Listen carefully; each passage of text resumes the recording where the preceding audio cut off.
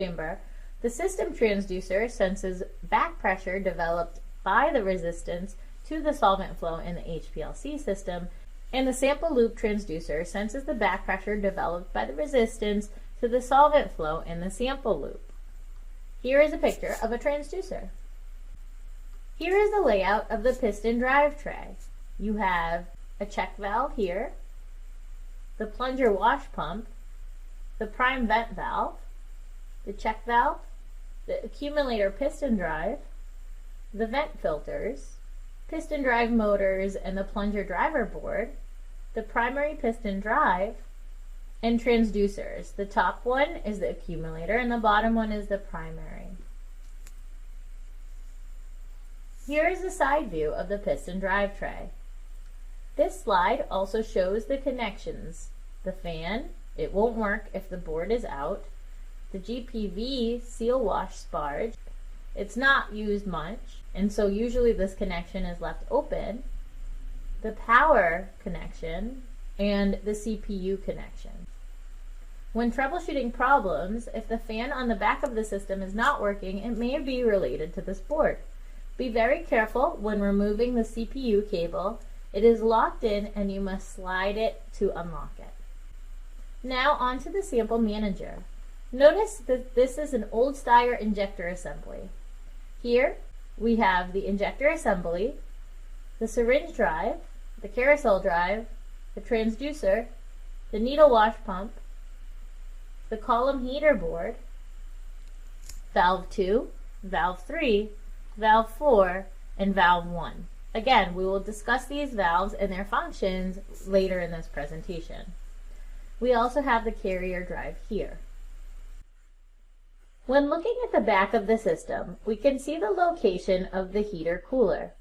If we unscrewed this section, we would be able to see the module shown here.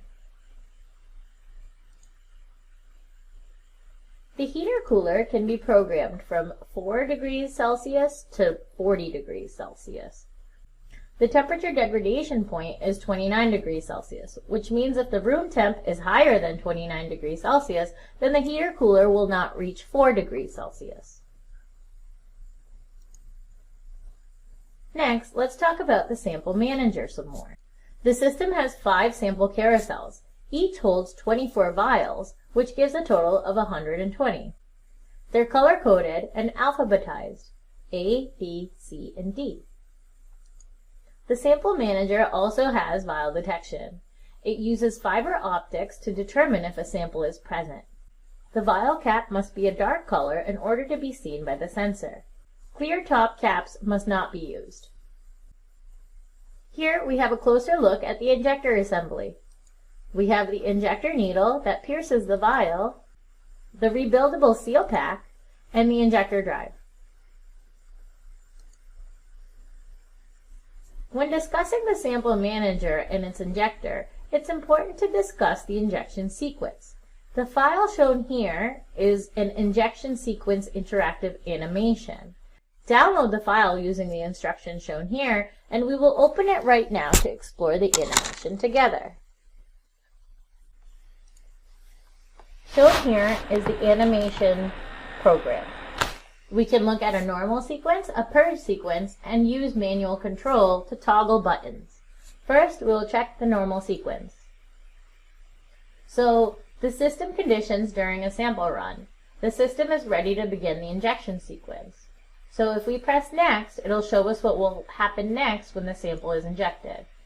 So the inject valve 1 closes. The injector then moves to the needle seal position. The vent waste valve, valve 3, then opens. The syringe valve, valve 2, opens. The sample path vents to atmospheric pressure. The vent waste valve, valve 3, then closes. The needle wash valve then opens, which is valve 4, and the needle wash pump activates. The injector places the needle into the sample vial. The needle wash system then closes.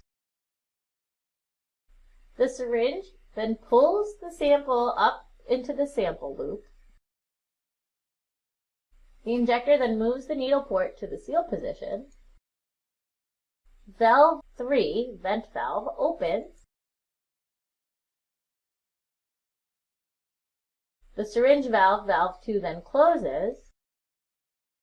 And the syringe flushes its solvent to waste. After that, the vent valve, valve 3, closes. The injector positions the needle port inside of the flow path. The inject valve, valve 1, then opens to flush the sample from the sample loop to the column, and the system stays in this position until the next injection. Explore all of the other sequences on your own time prior to going on site for the OJT. This will help you become familiar with all sequences. As discussed in the video, there are 4 different valves in the system. Valve 1 is the inject valve. It closes during the initial part of the injection and opens to flush the sample from the loop to the column. Valve 2 is the syringe valve. This opens during injection, creates a vacuum in the path for the syringe to draw sample into the loop. Valve 3 is the waste/vent valve. This opens to flush the solvent in the system to waste during injection. Valve 4 is the needle wash valve. This opens when the needle wash pump activates. Now on to the column heaters. They may differ depending on the version of the system. A depicts the older column heater, B depicts the new column heater, and C is the newest column heater. A has 2 doors, B has a temperature port and only 1 door, and C has a thermocouple and only 1 door.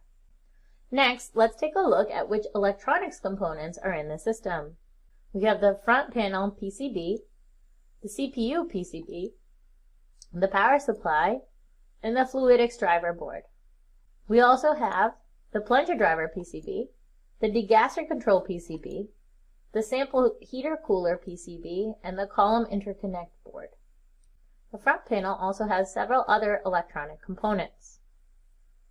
And as always with electronics, always turn off the power and disconnect the power cord from the source if you're going to remove a PCB or any other electronic components. Safety first. The front panel board contains a keypad membrane, LCD, and front panel board. Keep this in mind if ever having to replace this component. Now let's talk a little bit more about the front panel and its functionalities. The front panel is located here, and the quickest way to prime without going through the software. It can also be used to run many tests, run samples, and diagnostics. As mentioned, the system can be primed using the front panel. For the solvent manager, you can dry prime, which opens the fluidic path to replace the air with solvent, then performs a prime. It's best to use this if the system has run dry. Also, a syringe is required for this prime, as it is a manual procedure. You can also wet prime, which replaces the solvent in the path from the reservoirs to valve 1 and valve 2, and then to waste. This is best used when changing solvents. You could also seal wash prime. This lubricates each plunger and flushes away solvent or dried salts. This extends the life of the plunger seals. For the sample manager, you can needle wash prime. This flushes the needle in the sample management system, preventing carryover or contamination. It extends the life of the injector seals. For the system as a whole, you can run a system prep. This runs the wet prime, purge injector, equilibrate, and condition column. This is only available for firmware 3.0 or higher. From the main page on the front panel, you can access all of these functions. They are found under the Direct Functions tab. Here are some screenshots from the front panel of the tests shown in the previous slide. Dry prime, wet prime, system prep.